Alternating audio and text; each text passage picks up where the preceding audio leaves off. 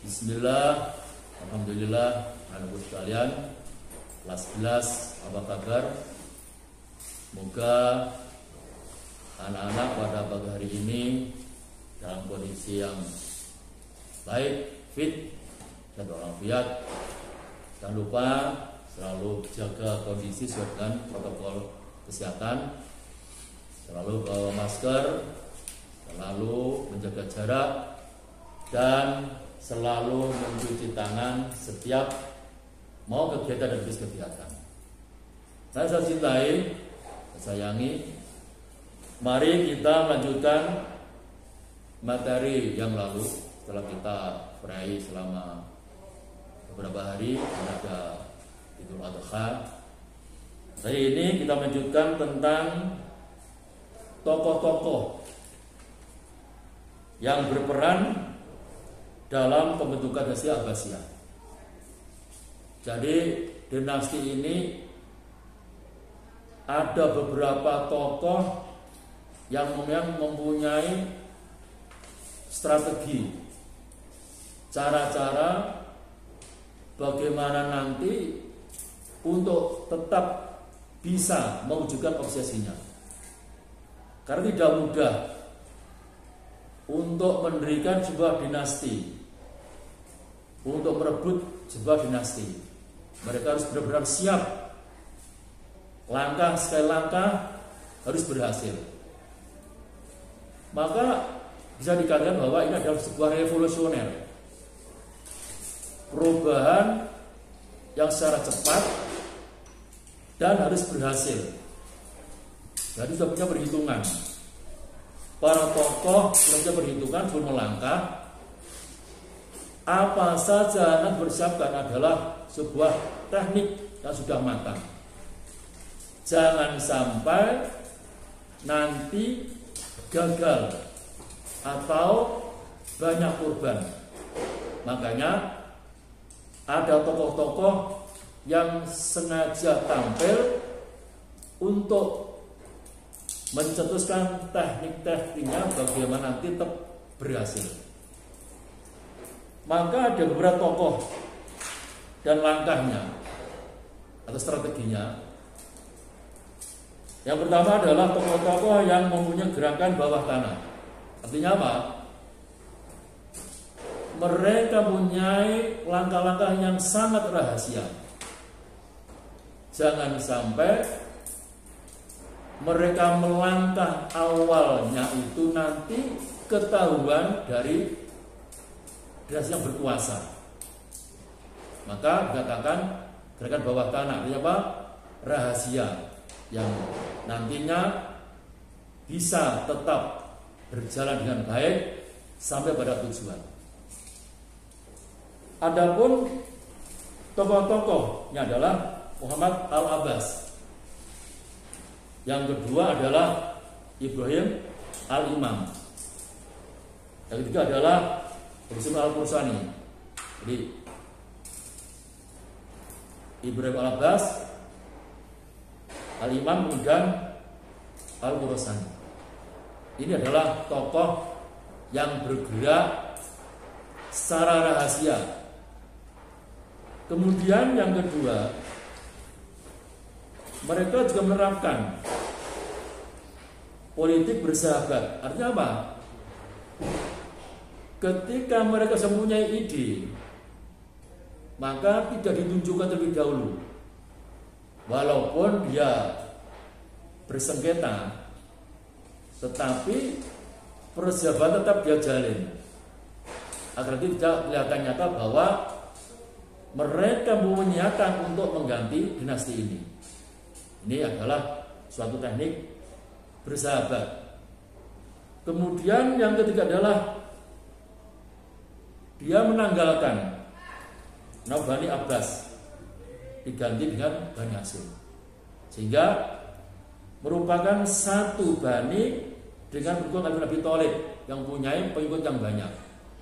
Karena ini satu bani, sehingga nanti bisa bersatu kuat untuk bergerak bagaimana nanti tetap bisa berhasil menggulingkan dinasti Umayyah. Yang keempat adalah menetapkan wilayah Kurosan sebagai pusat gerakan yang dipimpin oleh Sultan Perusahaan itu. Jadi menetapkan daerah gerakan utama nanti di Kurosan, yang nanti ketika dia bergerak harus bisa berhasil, sehingga ketika Kurosan sudah dikuasai nanti akan meluas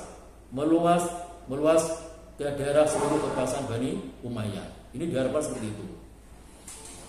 Kemudian selain 3 tokoh tersebut, ada tokoh-tokoh yang memang mempunyai peran utama dan pertama.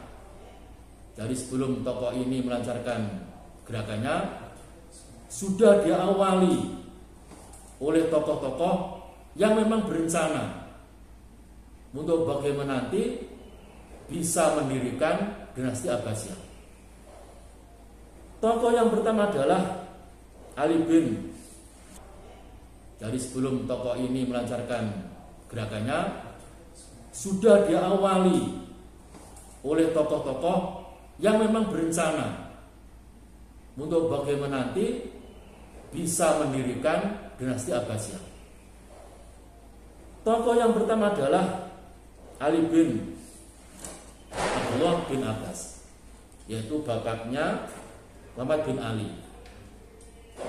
Ini mempunyai ide pertama kali ya, untuk bagaimana nanti mencari pengikut, menghimpun kekuatan dari orang-orang memang nanti bisa diajak untuk bersatu.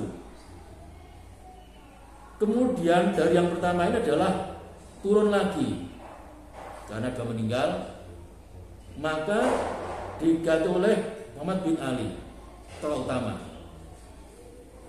Muhammad bin Ali melanjutkan peran bapaknya, yaitu menghimpun kekuatan dari orang-orang yang memang sudah jauh berselisih dengan dinasti Umayyah. Kelompoknya adalah kelompok Muslim non-Arab atau Mawali, yang mereka dikatakan adalah merupakan kelompok yang statusnya dianggap sebagai warga kelas nomor 2 di bawah Muslim Arab. Jadi ini orang-orang yang dianggap stratanya lebih rendah, dihimpun oleh Muhammad bin Ali. Jadi nanti bisa diajak bersatu untuk bagaimana kita bergerak secara bersama-sama. Nomor 2 adalah kelompok Khawarij dan Syiah. Mereka menghendaki kembalinya sebuah khalifah yang telah direbut oleh Bani Umayyah. Mereka berkehendak untuk dinasti ini kembali kepada Bani Abbasiyah. Maka ini adalah kelompok yang direkrut, ditarik, dihimpun oleh Muhammad bin Ali. Yang ketiga adalah kelompok Muslim Arab Mekah, Madinah, dan Irak. Kelompok yang besar ini, mereka disatukan agar nanti gerakannya bisa menyeluruh, baik di Kurosan, kemudian di Mekah, di Madinah, dan di Irak. Kemudian yang keempat adalah kelompok Muslim yang salih. Kelompok ini menyeluruh karena dia sudah mencermati, menilai ulang bahwa keluarga dinasti Umayyah ini sudah jauh menyimpang dengan kode etik Islam, seperti yang mereka katakan sering menyalahgunakan wewenang, kemudian sering minum-minum, ada pesta-pesta di kerajaan. Ini selalu direkam.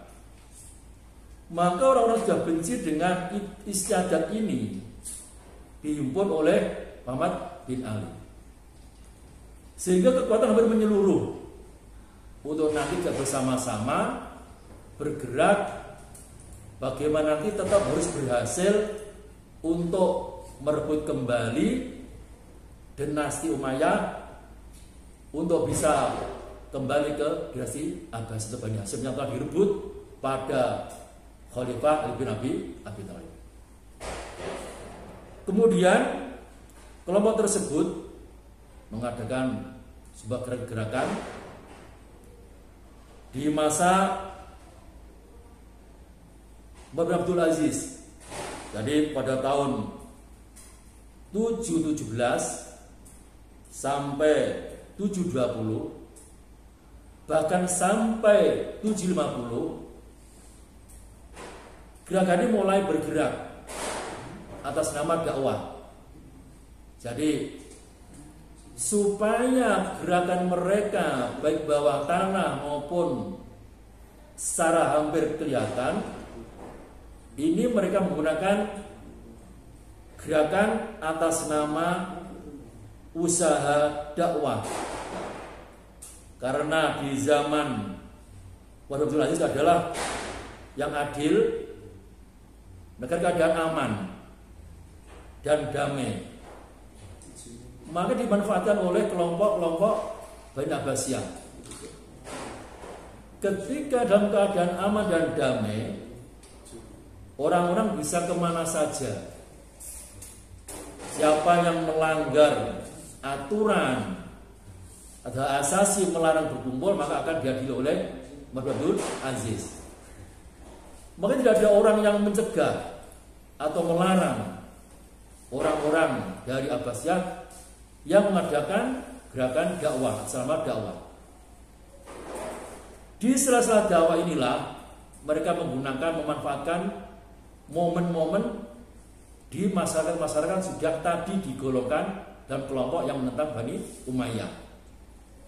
Mereka diberi ceramah-ceramah, diberi motivasi, diberi propaganda supaya bagaimana bisa melihat secara langsung keadaan.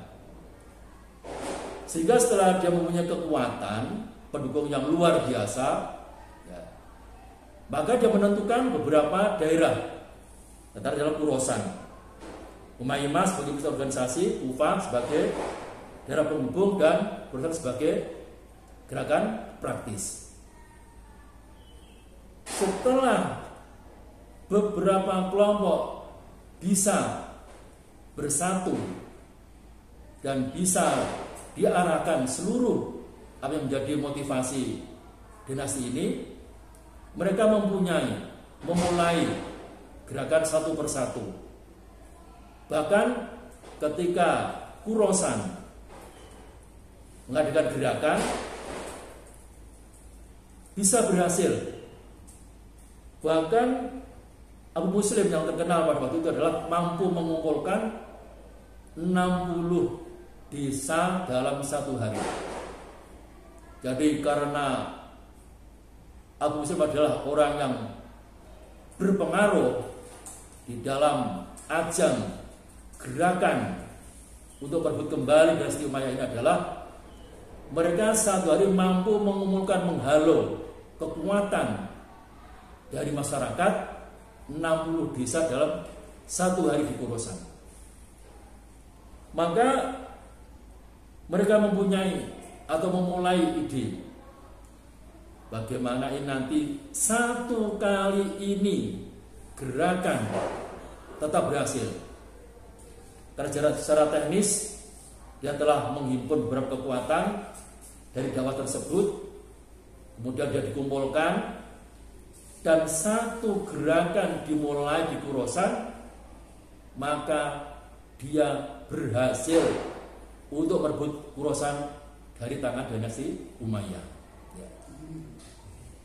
Maka ini langkah pertama bagaimana Khorasan bisa direbut. Karena apa? Mereka telah mengumpulkan berbagai kelompok yang tadi sudah dibina, dimotivasi, maka sekali gerakan dia berhasil, terus berlanjut. Baik, nanti kelanjutan dari peristiwa ini dari Khorasan sampai perebutan terakhir nanti akan saya lanjutkan di pertemuan berikutnya. Maka untuk kalian untuk bisa mengingat kembali, saya beri tugas sedikit saja. Satu, siapakah orang yang pertama kali punya ide untuk merebut kembali dinasti Umayyah ke tangan dinasti Abbasiyah? Yang kedua, siapakah tokoh yang utama yang menghalau dan menghimpun kelompok-kelompok yang nanti untuk bersatu merebut dinasti Umayyah? Oke, sama dikerjakan. Karena itu sudah selesai, saya akhiri. Semoga kalian berkeadaan baik-baik saja. Saya akhiri. Assalamualaikum warahmatullahi wabarakatuh.